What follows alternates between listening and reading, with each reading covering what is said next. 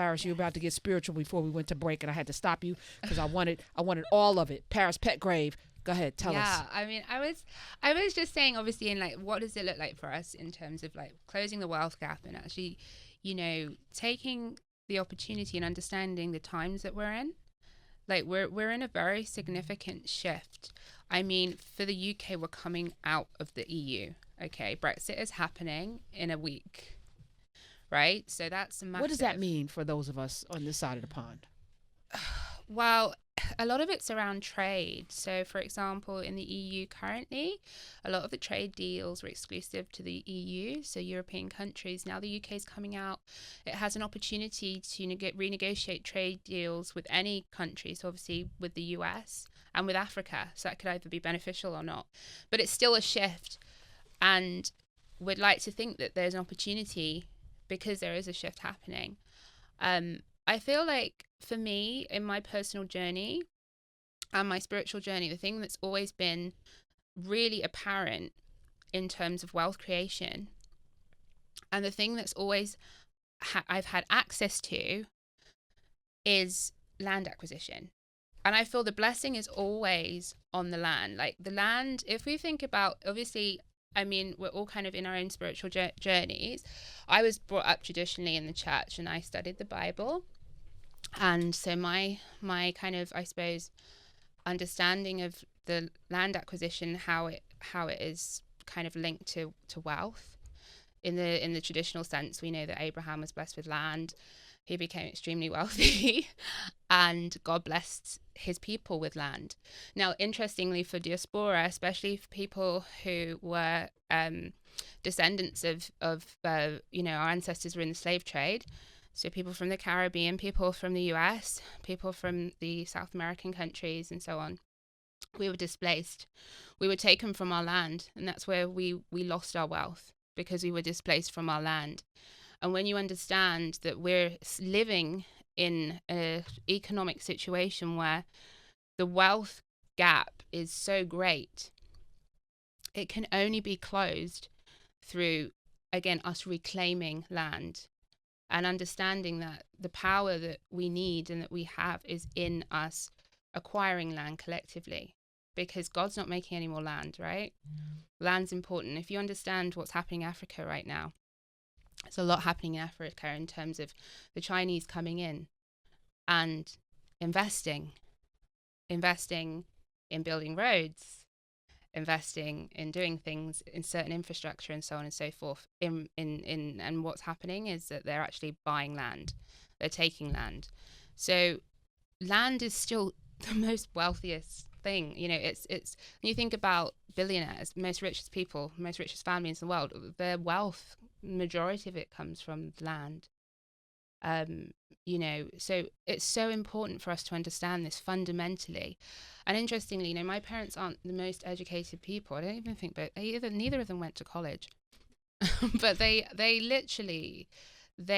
got into real estate very, very young, and they built a huge real estate company where they own, multiple properties across London. They own acres and acres of land in the British countryside. They have properties overseas, and the wealth has come from the land that we own.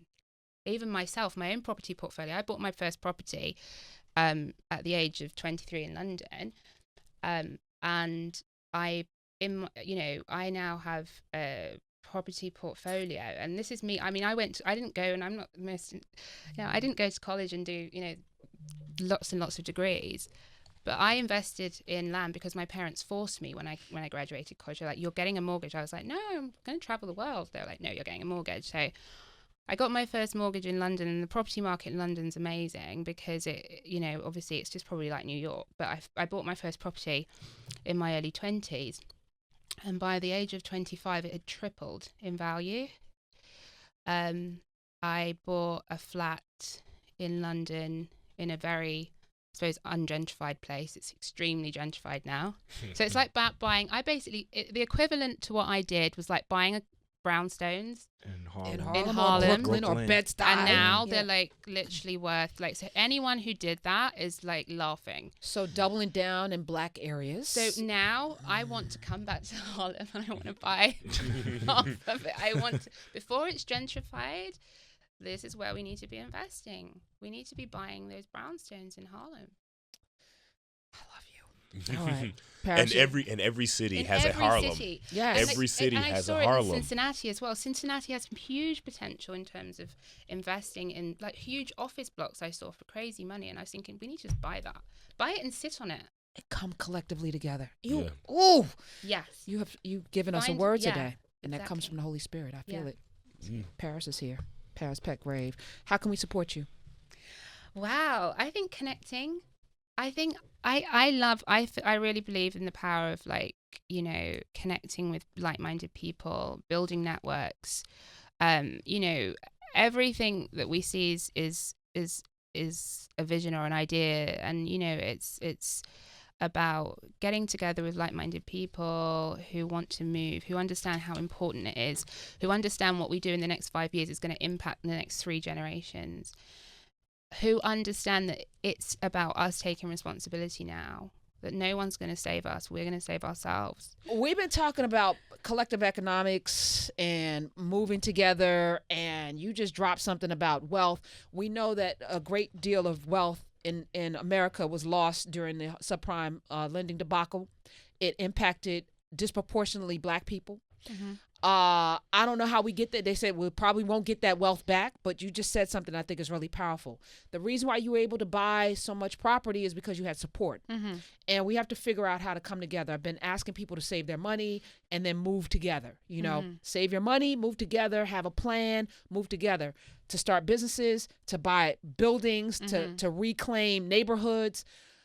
I think this is so powerful what you're saying. And I know Drew wants to jump in because you bought your first place at an early age as well. Yeah, 24. Yeah, and that was part of your family legacy. Yeah, I mean, my parents live on land that my grandparents gave them as a wedding gift, right? So I completely understand that. My brother and sister and I are thinking through what we're gonna do on the land that we own down south, and what we're gonna do. And we have always said that we're never gonna sell it, but we want to figure out what we can do to make sure that the land is preserved and it's working for us, and that there's some way to reap benefits from it.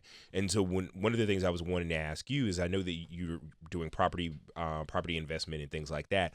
What are the guardrails, or what are the guidelines that you look at when you're thinking about where to buy property? Because we all know buy low, sell high, those kinds of things. But if you're talking about long-term investment in property and making property work for you as well, what are some of your thoughts on how you've done that successfully, and where you've actually made decisions to buy and invest? Yeah.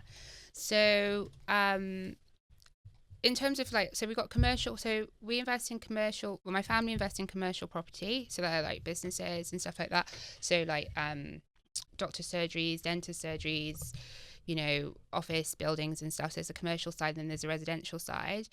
For me, my parents always taught me to avoid paying your own mortgage, let someone else pay it for you. So that was so like, so my thing when I was investing was rental. Like, I'm not going to buy somewhere that I can't rent it out and even make a margin on the rent. So for me, it was where the properties were affordable, but the rent was increasing because maybe there was an influx of young professionals coming in, or it was a place that potentially was affordable for young people, but then it had, you know, kind of, you know, it was close to maybe a more desirable area where they probably couldn't afford to live. So there was going to be potential gentrification or a spillover. So then that was like kind of for me. So I bought in those hotspots when they were like not the cool places to buy. So you kind of have to have spidey senses, but also kind of do your homework and drive around and kind of see if you are not from an area. And I think the best place to put down your anchor is where you are, right? And go to your city hall, find out, because they have to share the urban planning because you elected them.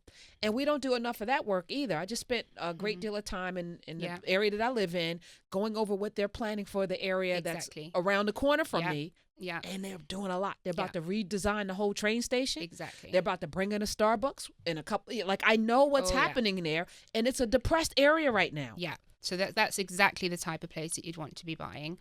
And then looking at the property, can you do things to the property to make it, can you make it into studios instead of like, it might be a 2-bedroom flat. Could you make it into like 4 studios? Like, how can you make the most of that particular property?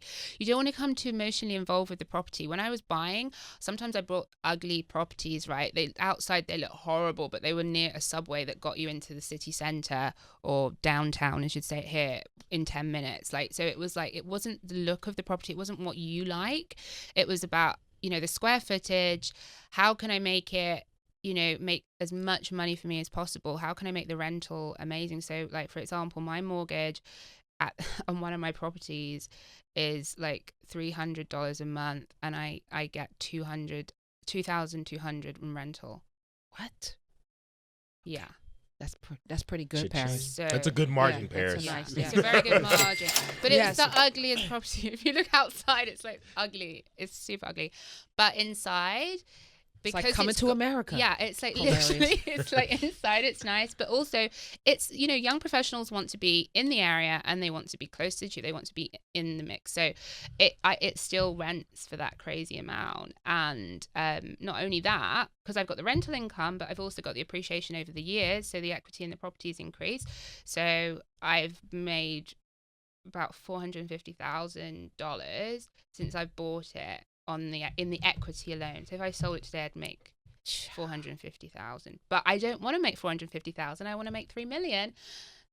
Or So- I don't ever. Or, I want my children to make 3 million when they decide to sell it when I'm dead and gone. The goal is never to sell.